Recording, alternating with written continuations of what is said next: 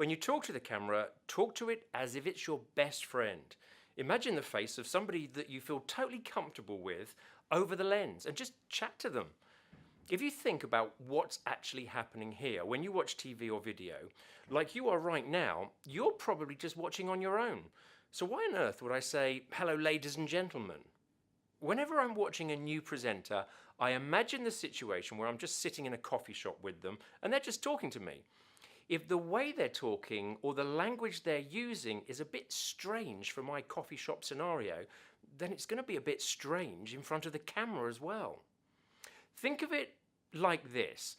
The way you talk to your best friend, do you ever address them as ladies and gentlemen or say things like, "Do join me for a discussion"? I've seen people say "myself indeed" instead of "me", and another common one is "absolutely" instead of "yes". Keep it as close to normal everyday conversational language as you possibly can. The exception to this rule is if there really is a live audience in front of you, then of course you can say "ladies and gentlemen". You see people doing it on TV all the time. There is a phrase in the TV industry that says, "Talk to your best friend, but talk to them as if they're a bit stupid". Now, I'm not sure I agree entirely with this. Sometimes I watch TV and I don't consider myself to be too stupid. Well, not most of the time anyway. But I do know what they mean. I prefer the phrase "spell it out".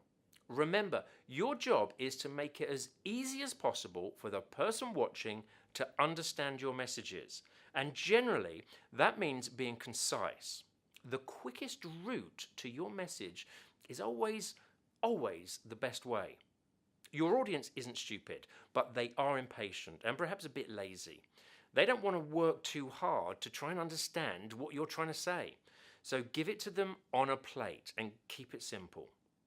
It's far better to have 3 solid messages and get those across in a short 1-minute video than it is attempting to tell the audience everything in a longer video, which they probably aren't going to watch anyway.